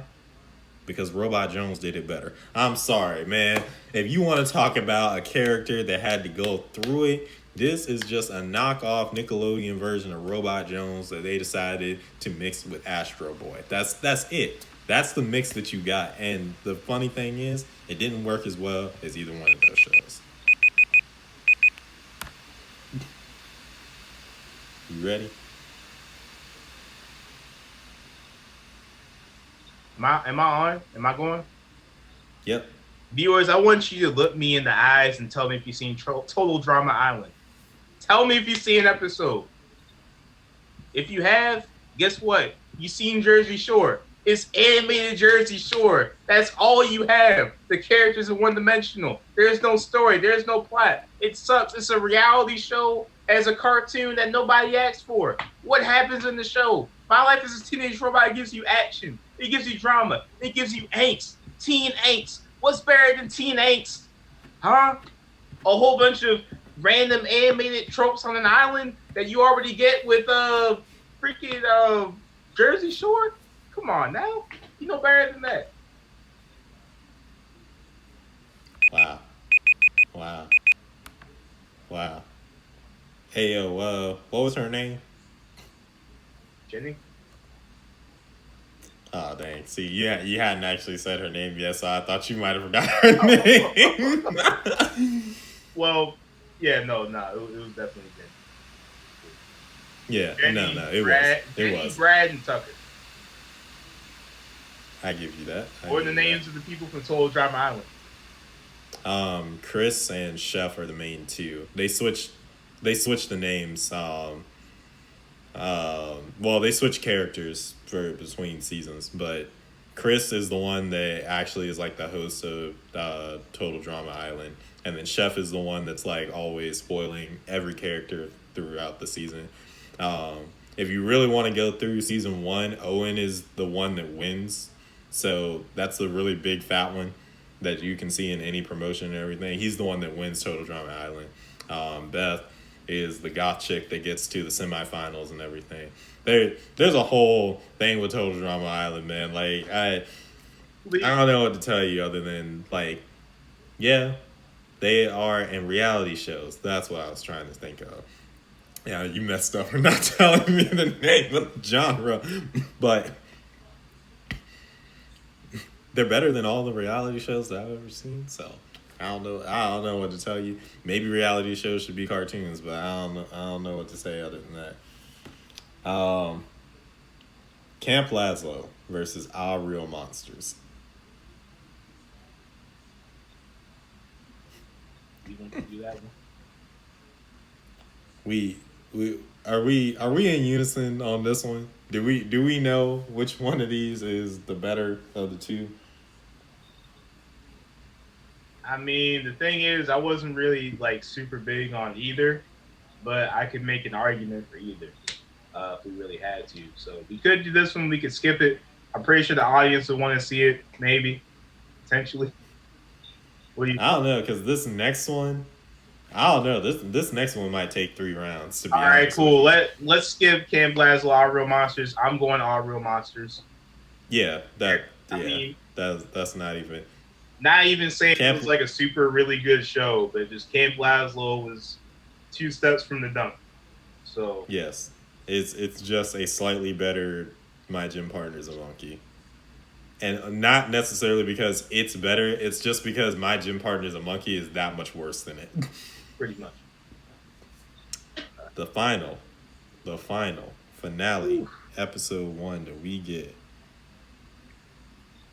right here, and I'm gonna pull it up so that I can actually see the big names. We got code name Kids Next Door versus SpongeBob. Oh, Now I'm gonna let you go ahead and do the coin flip.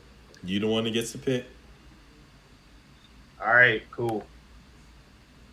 I'm gonna go heads Mm-hmm. and it's tails. Give me Hey. K and D. K and D for okay, life. okay. Let's go. Okay. Let's go. Here we go. Here we go. In 5, Man. 4, 3, What's up? 2. Not What can I say about Codename Kids Next Door? Numbers 1 through 5 are the goats, the legends, the kids with the plan and the ability to make any plan accurate. Boy, I don't know what to tell you. This cartoon combined all the aspects of everything that was working currently on Cartoon Network and forged it into a show about kids that could do virtually anything. Movies, fire. Shows, fire. Character development, fire. Boy, number 5 is an icon that can go beyond the test of time as a black character that got her shine. And not to say, but all other 4 members of the K&D equally as valuable. But man, K&D for life. okay. All right, you ready? You know what? It's cool because I got something for you. Okay, let's hit it. Go. 3, 2, 1, go. Look, the show that needs no introduction. One of the most legendary cartoons of all time, and the most legendary cartoon that survived the 90s, survived the 2000s, survived the 2010s. It's still going. SpongeBob SquarePants. And before my partner even tries to bring up the output of SpongeBob post 2004, let's talk about the fact that the show was also Emmy nominated. You want to talk about awards? SpongeBob gets all the lines. It also had a big screen movie, something K&D was never able to escape. It's okay. It wasn't able to escape the small time. It's small time. We dealing with big time, internationally known, recognizable, marketable character. That's SpongeBob. And I ain't even done. I got more heat for you coming soon. And neither is SpongeBob. It has more heat coming next week. Okay. All right.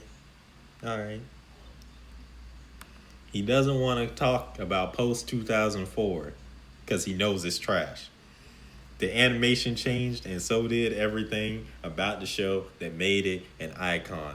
The reason why it's still going on is because it made so much money between 99 and 2003. Not faulting SpongeBob. It's allowed to be there. But for a show that was supposed to be a Comedy Central original that then got forced onto Nickelodeon, that they just decided not to rewrite the first couple seasons of, I give it its props. It came out and did some stuff, but the writing was designed for adults to be for an Adult Swim, Comedy Central type of show. We had a panty raid episode, man. They couldn't keep up with their content. They couldn't keep up with their ideals. They lost it, and the show lost its glamour. All right, you good?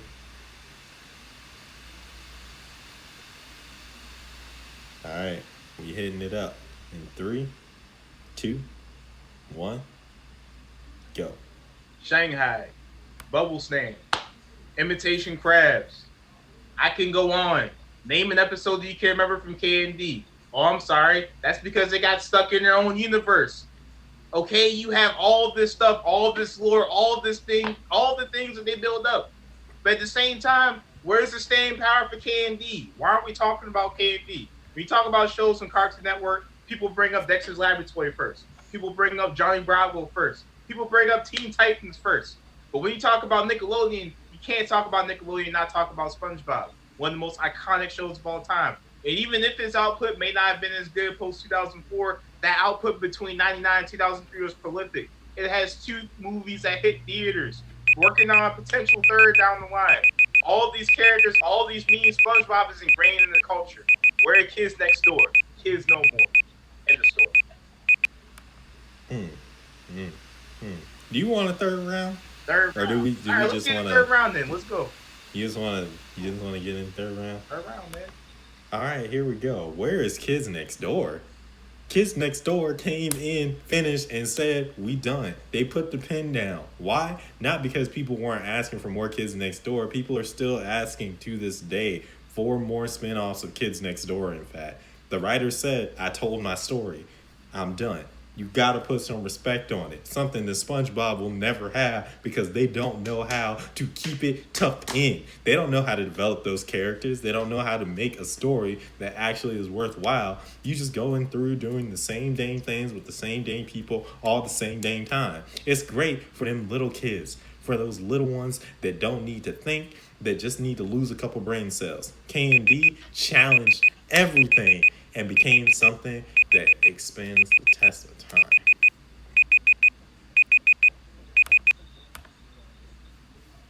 All right, you ready? Yep.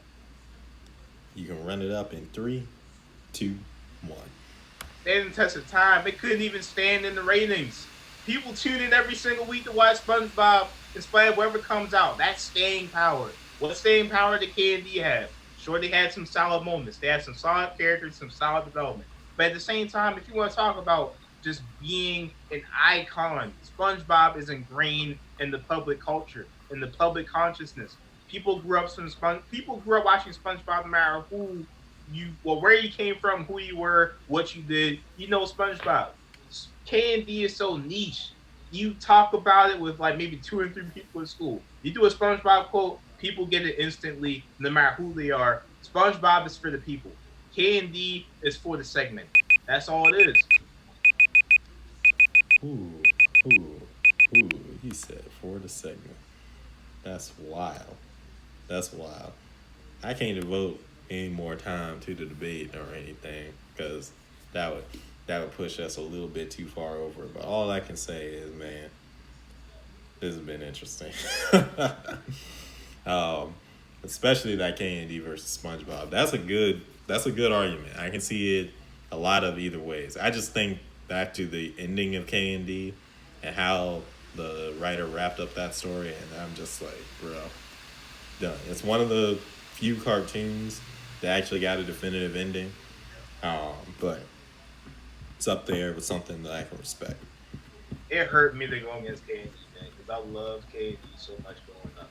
I'm super mad that you picked it, but it's cool. It's all good. I had to do It it. would have been funny seeing you pick Sponge because I would have said the exact same thing that you said if I would have had K&D, bro. Yeah, man. Honestly, I mean, hey, both shows are solid for their own time. They're both relatable. They both have their audiences. Personally, for me, I would pick K&D. Yeah, But at the same same. time, I mean, SpongeBob's legacy is undeniable. The fact that the Yeah. show has been on the air for 20 years, Mm-hmm. 21 years, really. I still remember the first episode, man. I still remember the advertisements for that. I mean, I told you how old I am, but at the same time, I don't care. It's cool. But it's cool to see a show that came out during a bygone era still last as long as it did. Sure, most shows that last for that period of time they lose their luster after a while, but at the same time, it's a testament. It's a testament to his legacy. It's a testament to his impact, and it's just a testament to how much SpongeBob has contributed to the current landscape of cartoons. I mean, it's a show that's legendary, and honestly, if you think about flagship characters for networks, SpongeBob has to be up there with Nickelodeon when it comes down to what he did for the Nickelodeon brand. It took Yeah. the Nickelodeon brand and put it on its back against all odds. With the strike and the hiatus and everything like that. The fact that the demand was so high and people were loving and tuning into the same reruns for about a year or so, I mean, is a testament to the show in itself. And I couldn't go through all of that, obviously, and what we were doing. Yeah. Like, it's only 45 seconds. But at the same time, SpongeBob deserves its seat at the table. Oh yeah. I mean, as a show. I mean, quality wise, it's definitely not what it once was. It's not what it once was at all. But at the same time, just the impact that it had, especially for those first couple of years that it came out, it deserves a seat at the table. True that. And Well, guys, you heard it here. The full debate all the way through. And, I really do got to say that I enjoyed everything that this was. yeah, man. So, that being said, Evan, Theo Phillips, a.k.a. the man, the myth, the legend, thank you so much for coming out today. Thank you for posting this picture to me because I really love doing this with you. And thank you for being you, man. Like, honestly, you not only motivate me, but you encourage me. And I got to say, I respect you, my brother. Dude, I respect you too, man. You're an awesome guy. And I really appreciate how we are always able to have these types of conversations and all these types of jabs that we do and still be friends, man. So I really am thankful for you, Will, slash Trey, slash plus you CEO, slash, the man, the myth, the legend himself.